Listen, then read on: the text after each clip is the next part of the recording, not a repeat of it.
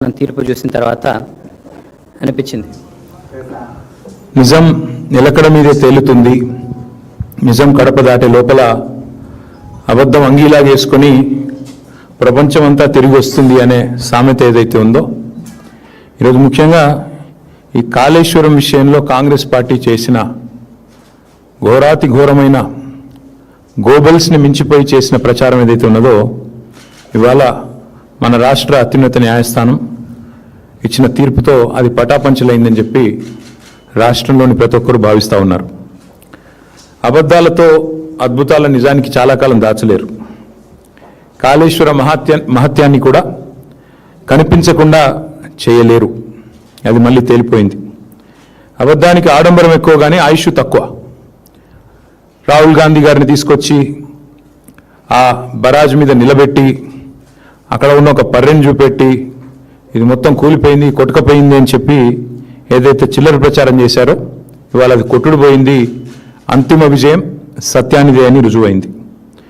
గోబెల్స్ని మించి దుష్ప్రచారం చేసిన ధూర్తులు ఎవరైతే ఉన్నారో వారందరికీ ఇవాళ గుయ్యమనిపించే తీర్పు మన రాష్ట్ర అత్యున్నత న్యాయస్థానం ఇచ్చింది. ముందుగా రాష్ట్ర అత్యున్నత న్యాయస్థానానికి, హైకోర్టుకి మా పార్టీ పక్షాన, మా అందరి పక్షాన, తెలంగాణ రైతాంగం పక్షాన వారికి హృదయపూర్వకంగా నా ధన్యవాదాలు తెలియజేస్తా ఉన్నాం.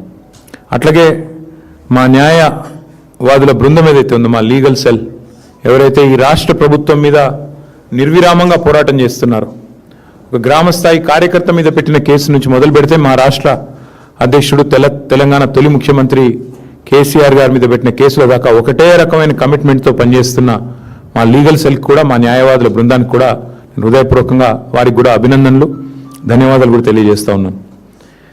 మీరు ఒక్క విషయం ఇవాళ అర్థం చేసుకుంటే స్పష్టంగా కనబడేది, అభాండాలు వేసి అబద్ధాల ప్రాపగాండా చేసి మరి ఇష్టం వచ్చినట్టు పిచ్చి ప్రచారాలు చేసిన రాజకీయ రాబందులు ఎవరైతే ఉన్నారో వారికి చెంప చెల్లుమనిపించే విధంగా ఇవాళ తీర్పు రాష్ట్ర హైకోర్టు ఇచ్చింది.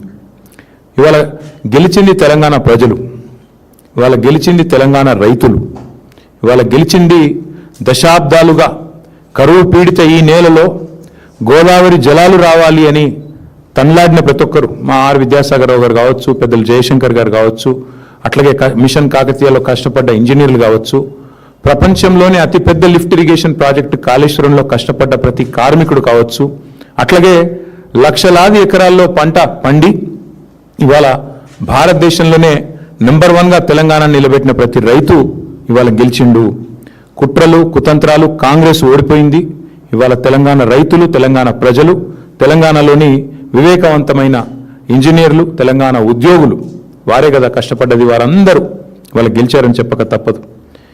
కక్షగట్టినట్టుగా ఇవాళ కాంగ్రెస్ పార్టీ ఏదైతే 3 సంవత్సరాలుగా చిల్లర ప్రచారం ఏదైతే చేస్తున్నదో, ఇవాళ ఆ పిట్టల దొరలు ఎవరైతే ఇన్ని రోజులు ఇష్టం వచ్చినట్టు మాట్లాడారో, కాళేశ్వరం కూలేశ్వరం అయింది, కాళేశ్వరం కుంగింది, కూలింది అని తిరిగే పిట్టల దొరలకు ఇవాళ మొహం పగిలే విధంగా మరి హైకోర్టు సమాధానం ఇచ్చింది. ఇవాళ కూలింది కాళేశ్వరం కాదు, కేసీఆర్ గారి మీద మీరు చేసిన కుట్రలు, మీ కుటిల ప్రయత్నాలు నేటితో కూలిపోయాయి. కూలింది కాళేశ్వరం కాదు, మీరు నిర్లజ్జగా సిగ్గు విడిచి ఎవరేమనుకుంటారో అని కూడా సోయి లేకుండా చేసిన అబద్ధాలు, ప్రచారం చేసిన అబద్ధాలు ఈరోజు గోదావరి ప్రవాహంలో కొట్టుకొని పోయినాయి. కూలింది కాళేశ్వరం కాదు, కూలింది ఇన్ని రోజులు మీరు మోసపూరిత గారడి ఏదైతే చేశారో అది కూలింది. సత్యమేవ జయతే అని మరొకసారి నిజం నిరూపితమైంది. నిజం నిఖార్సుగా ఇవాళ కాలరెగిరేసి నిటారుగా నిలబడ్డది. కొన్ని రోజులు కొంతమందిని మోసం చేయొచ్చు, కానీ అన్ని రోజులు అందరినీ మోసం చేయలేమని నానుడు ఏదైతే ఉందో ఇవాళ తేలిపోయింది.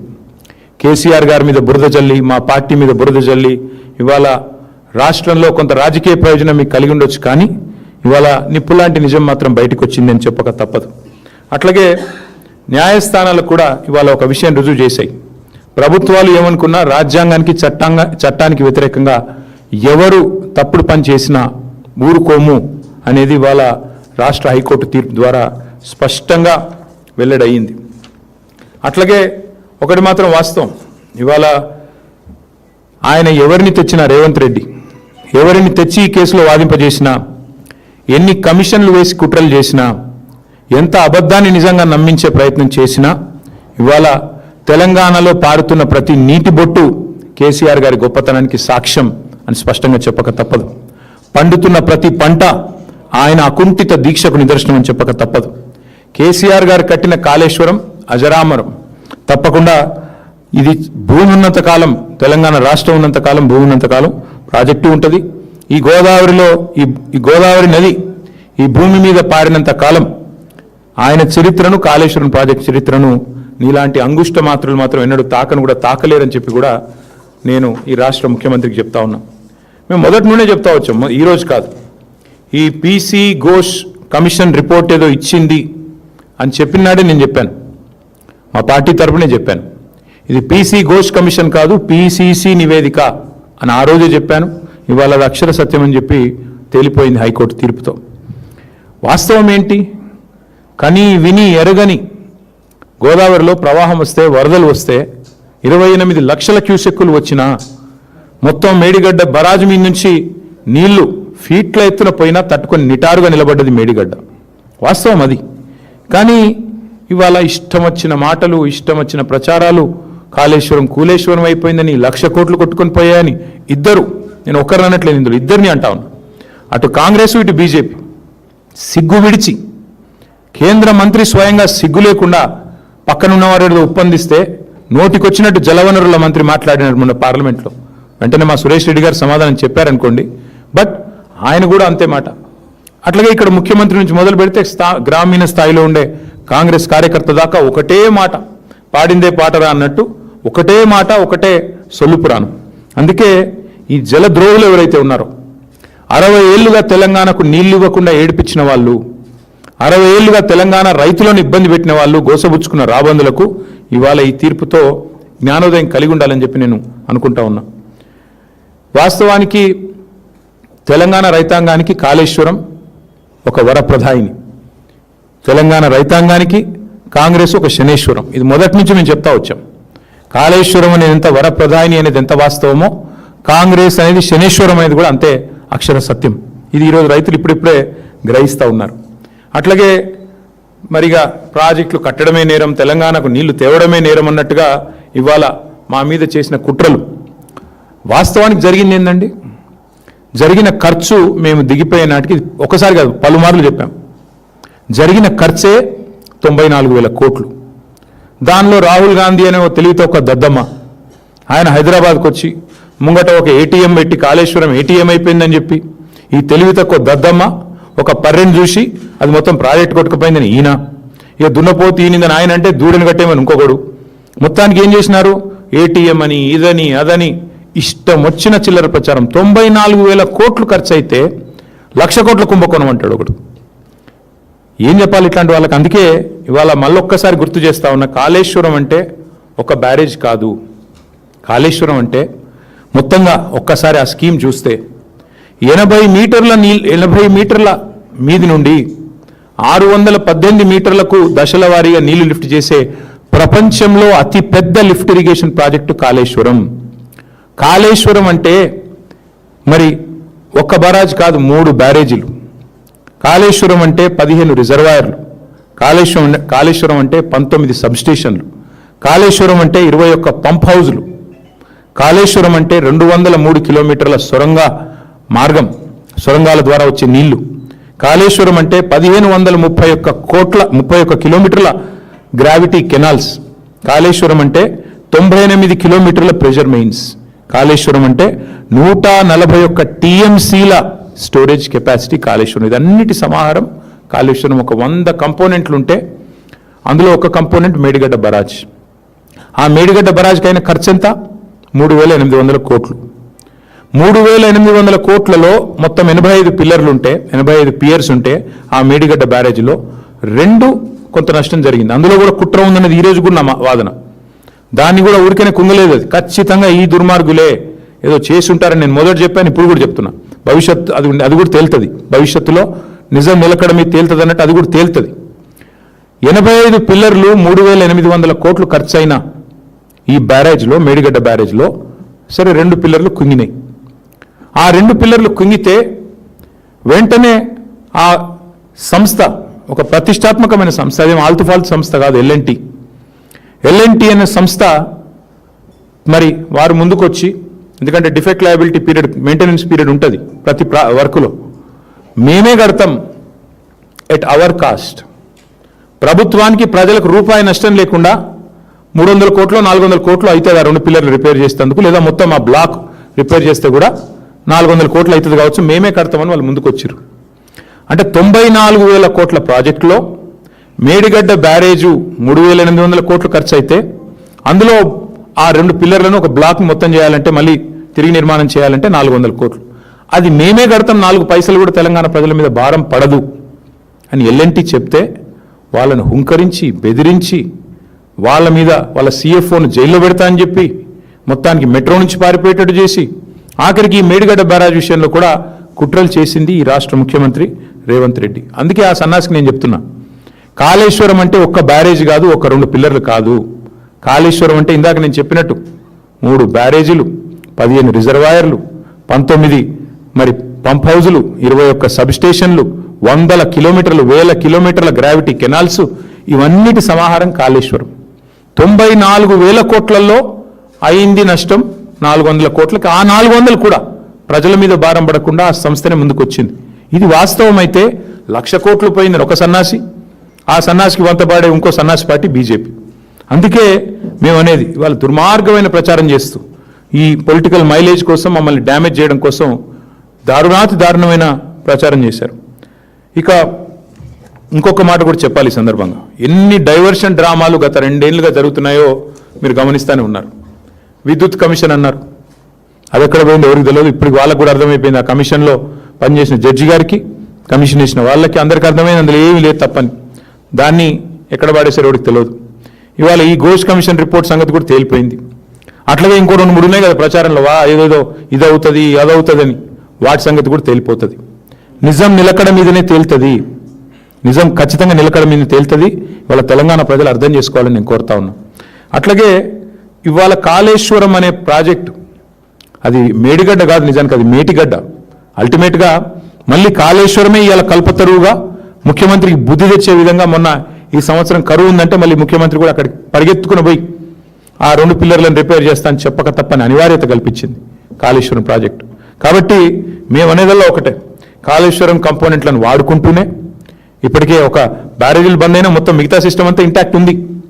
దానిలోకి వెళ్ళి హైదరాబాద్కు మూసీ ప్రాజెక్టు మంచి నీళ్లు తెస్తా అని ఈయనే చెప్తాడు, 20 TMCల నీళ్లు. అందులోకెళ్ళే అక్కడ పక్కన ఆలేరు, అట్లాగే భువనగిరికి నీళ్ళు ఇచ్చే బస్వాపూర్కు నీళ్లు ఇక్కడి నుంచే పోతాయి, గంధమల్లకు బస్వాపూర్కు. అట్లాగే అన్ని వాడుకుంటారు కాళేశ్వరం కంపోనెంట్లు, కానీ ప్రచారం మాత్రం కాళేశ్వరం కూలిపోయింది. ఇవాళ ఒక్క మాట నేను తెలంగాణ రాష్ట్రంలో ఉన్న మా అన్నలు, రైతన్నల్ని అడుగుతా ఉన్నా, 2014లో ఈ రాష్ట్రంలో కేసీఆర్ గారు రాకముందు పండిన పంట ఎంత, ఇవాళ ఎంత వరి? ఒక్కసారి ఆలోచన చేయండి, ఎక్కడి నుంచి వచ్చింది అదంతా? 2014లో ఆనాడు సాగునీటి విస్తీర్ణం ఎంత, ఈరోజు ఎంత? ఆ రోజు 24 లక్షల మెట్రిక్ టన్నుల ధాన్యం సేకరిస్తే మేము దిగిపోయినాడు 1.5 మెట్రిక్ టన్నుల ధాన్యం సేకరించినాం. అట్లాగే ఆ రోజు సాగునీటి విస్తీర్ణం 1,31 లక్షల ఎకరాలు ఉంటే 2023 నాటికి 2.2 కోట్ల ఎకరాలు చేరుకున్న మాట వాస్తవం కాదా? ఇది కాళేశ్వరం మాత్యం కాదా? అట్లాగే ఇంకా విచిత్రమైన విషయం, ఏ ప్రభుత్వం అయితే ఈ బ్యారేజ్ ఎందుకు పనికిరాదని చెప్తుందో అదే ప్రభుత్వం మరి ఈరోజు తుమ్మిడేటి నుంచి సుందిళ్లకు నీళ్ళు ఎత్తిపోస్తామని చెప్పి వాళ్ళే చెప్తా ఉన్నారు. అంటే దీన్ని బట్టి అర్థం చేసుకోవచ్చు ఎన్ని రకాల ప్రచారాలు, ఎన్ని రకాల చిల్లర మాటలు. ఒకవైపేమో కూలిపోయిందంటారు, ఇంకోవైపేమో మల్లన్న సాగర్ నుంచి మూసీకి నీళ్లు తెస్తాం 20 TMCలు అని చెప్పి 10,000 కోట్లతోని వర్క్ ఇవాళ చేస్తూ ఉన్నారు. అందుకే గంధమల్ల విషయంలో కానీ, మల్లన్న సాగర్ నుంచి హైదరాబాద్ నీళ్లు తెచ్చే విషయంలో కానీ కాళేశ్వరం యొక్క గొప్పతనం ఈ పాటికే రేవంత్ రెడ్డికి అర్థం అయ్యే ఉంటుంది. మరి ఒక్కసారి దయచేసి ప్రజల్ని, రాష్ట్ర రైతాంగాన్ని కూడా నేను ఒక్కసారి ఆలోచించమని కోరుతా ఉన్నా. ఏం జరుగుతుంది మరి కాంగ్రెస్ వచ్చిన తర్వాత? సరే, మేము కట్టిన కాళేశ్వరంలో 100 కంపోనెంట్లలో ఒక కంపోనెంట్ అయిన బ్యారేజ్, ఆ బ్యారేజ్లో 85 పిల్లర్లు ఉంటే ఒక బ్యారేజ్లో 2 పిల్లర్లలో కొంత నష్టం జరిగి ఉండవచ్చు, కాదని నేను అంటలేను, జరిగి ఉండవచ్చు. మరి వాళ్ళ కాంగ్రెస్ వచ్చినాక ఏం జరుగుతూ ఉంది? SLBC అనే ప్రాజెక్టు, వీళ్ళ కక్కుర్తికి, వీళ్ళ కమిషన్లకు అడ్డగోలుగా వీళ్ళు ఇష్టారీతిన ముందుకు పోతే అక్కడ ఉన్న పరిస్థితి అంచనా వేయకుండా 6 మంది కార్మికులు జల సమాధి అయిన మాట వాస్తవం కాదా? ఇప్పటికీ వాళ్ళ శవాలు ఆచూకీ దొరకని మాట వాస్తవం కాదా? ఇది కాంగ్రెస్ కక్కుర్తికి, కమిషన్లకు, వాళ్ళు చేసిన వ్యవహారానికి, అవినీతికి నిదర్శనం కాదా?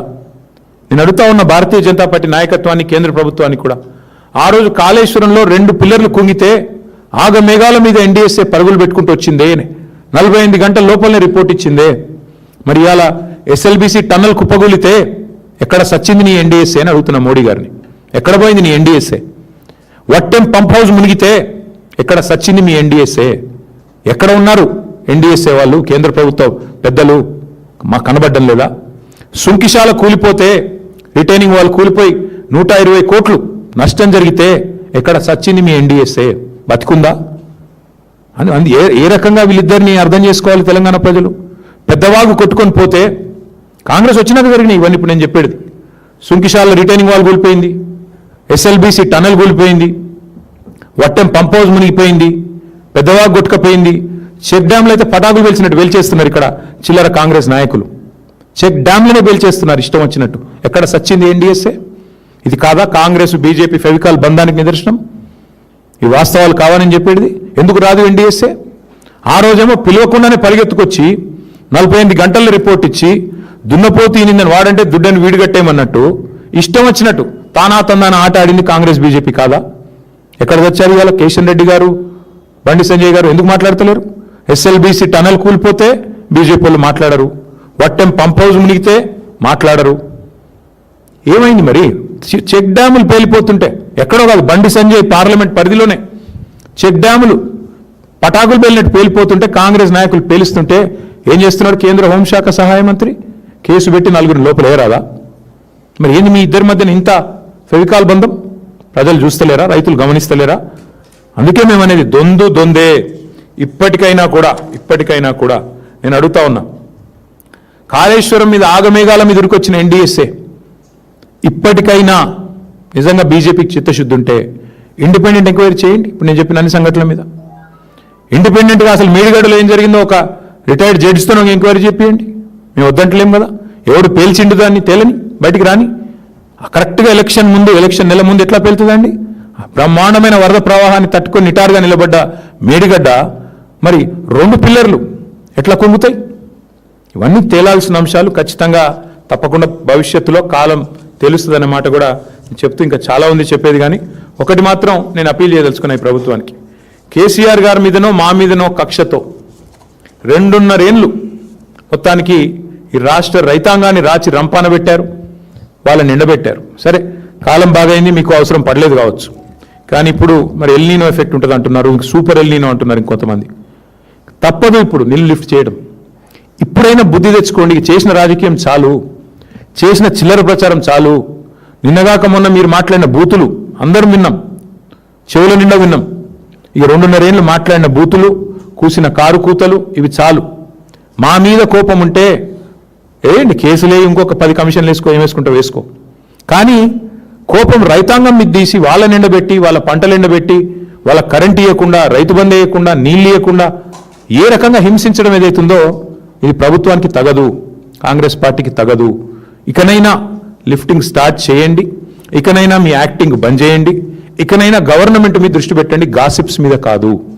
గవర్నెన్స్ మీద దృష్టి పెట్టండి, ఇకనైనా పరిపాలన మీద దృష్టి పెట్టండి, పనికిమాలిన పనుల మీద కాదు అని రేవంత్ రెడ్డి గారు చెప్తూ మళ్ళొకసారి హైకోర్టుకు, అట్లాగే హైకోర్టులో సమర్థవంతంగా వాదనలు వినిపించిన మా న్యాయవాదులకు, అట్లాగే ఈరోజు ఈ మరి గొప్ప తీర్పుని ఆస్వాదిస్తున్న ప్రతి రైతు బిడ్డకు మళ్ళొకసారి హృదయపూర్వకంగా ధన్యవాదాలు, అభినందనలు తెలియజేస్తాం.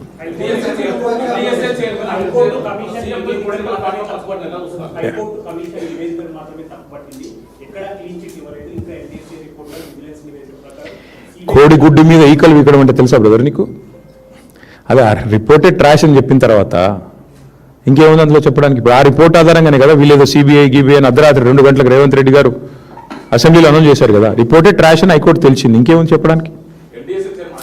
అది ఘోష్ కమిషన్ రిపోర్ట్ కాదు, ట్రాష్ కమిషన్ రిపోర్ట్ అని తెలిసింది హైకోర్టు. ఇంకేం కావాలి? ఎట్లా చూసేది ఏముందండి నాకు అర్థం కాదు. కాంగ్రెస్ బీజేపీ ఒకటేం చూస్తాం, ఇంకేం చూస్తాం? నేను అడుగుతున్న సింపుల్ ముచ్చట, ఇదే ఎన్డీఎస్ఏ ఎస్ఎల్బీసీ కుప్ప కూలి, కాంగ్రెస్ అవినీతి వల్ల కుప్ప కూలితే 6 మంది చచ్చిపోతే ఎన్డీఎస్ఏ ఎక్కడ సచ్చింది? ఎందుకు రారు? ఇదే ఎన్డీఎస్ఏ వట్టెం పంప్ హౌస్ మొత్తం మునిగి బాహుబలి మోటార్లు కూడా మునిగిపోతే ఎక్కడ సచ్చింది అని అడుగుతున్నా. ఇదే ఎన్డీఎస్ఏ తెలంగాణలో చెక్ డ్యాములు పటాకులు వెళ్ళినట్టు పేలుతుంటే ఎక్కడ చచ్చింది? సుంకిశాలలో రిటైనింగ్ వాల్ కూలిపోయి దగ్గర 180 కోట్ల ప్రజాధనం వృధా అయితే ఎక్కడ చచ్చింది ఎన్డీఎస్ఏ, ఎక్కడ చచ్చింది ఎన్డీఏ? నేను అడుగుతా ఉన్నా. వాళ్ళంతా ఒకటే, ఇద్దరు దొంగ చీకటి ఒకటైపోయినట్టు వాళ్ళ ఇద్దరు ఒకటైంది, కాంగ్రెస్ బీజేపీ వాళ్ళు. కాబట్టి మీరు ఆలోచన చేయండి, వాళ్ళ కాంగ్రెస్ ముఖ్యమంత్రిని కాపాడుతుంది ఎవరండి? వీళ్ళు కాదా? ఎవరు కాపాడుతున్నారు కాంగ్రెస్ ముఖ్యమంత్రిని? ఇవాళ అమృత్ స్కీమ్లో రేవంత్ రెడ్డి గారి బామ్మర్దికి కేంద్ర ప్రభుత్వం టెండర్ ఇస్తుంది. ఈయన ఏం చేస్తాడు? బీజేపీ ఎంపీలకు, తెలంగాణలో ఎన్డీఏ పార్ట్నర్లకు, బీజేపీ ఎంపీలకు, ఎన్డీఏలోని నాయకత్వానికి ఇవాళ తెలంగాణలో మొత్తం డేటా ఉంది. ఎక్కడెక్కడ టెండర్లు ఇస్తున్నారు, ఎక్కడెక్కడ వర్క్లు ఇస్తున్నారు అంటే ఎంత మంచి పరస్పర బంధం, ఆర్థిక బంధం ఎంత బలంగా ఉందో కనబడతలేదా? చెప్పండి. ప్రతిపక్ష హోదా రాదు, అధికార హోదానే వస్తుంది.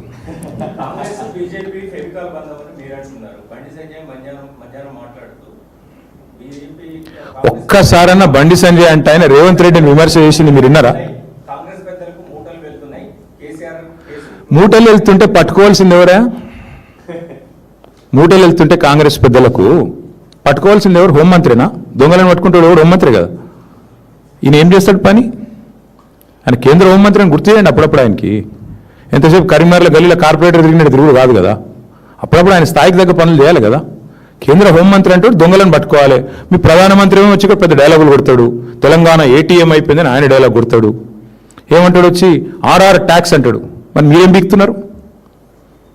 మీరే వచ్చి ఒక హోంమంత్రి వచ్చేమో ఏటీఎం అయిపోయింది తెలంగాణ అంటాడు ఏఐసిసికి, నువ్వేమో మూటలు పోతున్నాయి అంటావు. మీ ప్రధానమంత్రి వచ్చి ఆర్ఆర్ ట్యాక్స్ అంటాడు. మరి ముగ్గురు కలిసి ఏం చేస్తున్నారు? మీరు దేశాన్ని నడుపుతున్నారా లేకపోతే గాడుగులు తోలుతున్నారా? ఏం చేస్తున్నారు చెప్పమను. 2.5 ఏళ్ళు అయింది ఈ రక్షణ మంత్రి, సహాయ మంత్రి రేవంత్ రెడ్డికి సహాయం చేయడం తప్ప ఆయన ఇంతవరకు చేసింది ఏమైనా ఉందా ఈ రాష్ట్రానికి? ఒక్క పైసా పని ఎక్కనన్నా? మా వేములవాడ గుడి నిన్న అదేదో దివ్య భారత్ స్కీమ్లో అలా చేరనేలేదట. నీ పార్లమెంట్ పరిధిలో ఉండే గుడి సంగతి నీకు దిక్కులేదు, ఖయాలు లేదు. ఎంతసేపు రేవంత్కు రక్షణ కవచంలాగా గోడగా నిలబడాలి. చెప్పు, చిత్తశుద్ధి ఉంటే బండి సంజయ్, కిషన్ రెడ్డి నేను అంటున్నా చెయ్యి. అమృత్ స్కీమ్ మీద విచారణ చెయ్యి. ఎట్లా వస్తుందండి రేవంత్ రెడ్డి బామ్మర్దికి అమృత్ స్కీమ్లో వీళ్ళ పెద్దల పాత్ర లేనిది? ఎట్లా వస్తుంది? సింగరేణిలో ఈయన బామ్మర్ది చేస్తున్న కుంభకోణాలు మొత్తం మేము బయట పెట్టాం. ఎందుకు విచారణకు ఆదేశించారు బీజేపీ వాళ్ళు? ఎవరు కాపాడుతున్నాడు రేవంత్ రెడ్డిని? అంతెందుకండి వాళ్ళు, నేను అంటున్నా ఓటుకు నోటు కేసు ఉంది, రైట్? అజ్మల్ కసబ్ అనేటోడు తీవ్రవాది అనేది ఎంత స్పష్టంగా కెమెరాల్లో దొరికిండో, అజ్మల్ కసబ్ అనేటోడు తీవ్రవాది, హంతకుడు అనేది ఎంత వాస్తవమో, రేవంత్ రెడ్డి దొంగ అనేది అంతే వాస్తవం. ఆయన కూడా కెమెరాల్లో దొరికిపోయాడు. కసబు కెమెరాలను దొరికిండు, రేవంత్ రెడ్డి కూడా కెమెరాల ముంగటిని దొరికిండు.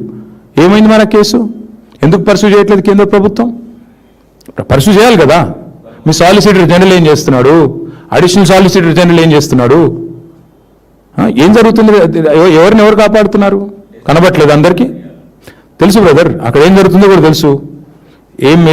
ఎన్ని రకాల మేనేజ్మెంట్లు నడుస్తున్నాయో మాకు కూడా తెలుసు. అన్నీ బయటకు వస్తాయి.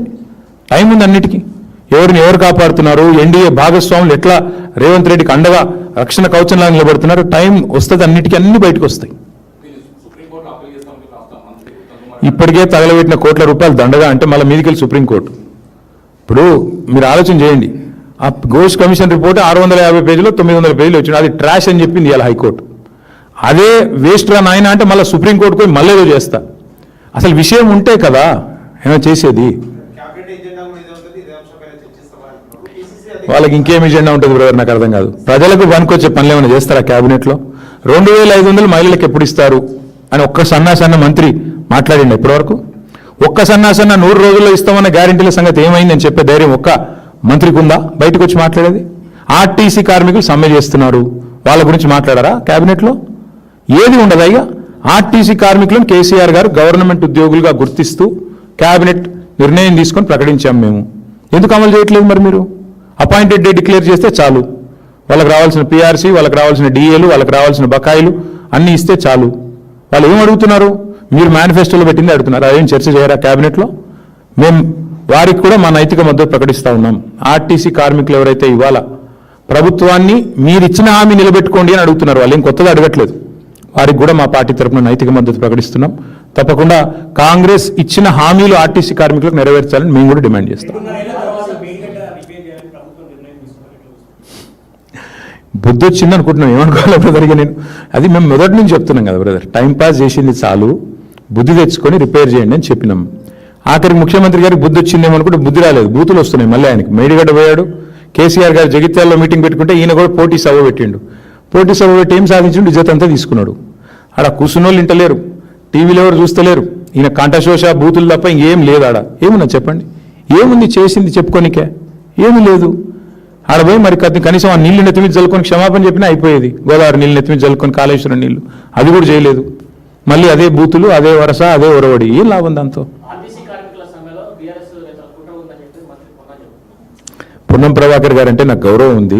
దయచేసి పొన్నం ప్రభాకర్ గారు నేను రిక్వెస్ట్ చేస్తా ఉన్నా, అన్న మీరు పని చేయండి, మేనిఫెస్టో చైర్మన్ మన శ్రీధర్ బాబు గారు, మన జిల్లా మంత్రి గారే, మేనిఫెస్టోలో 28వ పేజీలో ఏం రాసిండో ఆర్టీసీ కార్మికులకు ఒకసారి పొన్నం ప్రభాకర్ గారు చూడాలని నా విజ్ఞప్తి.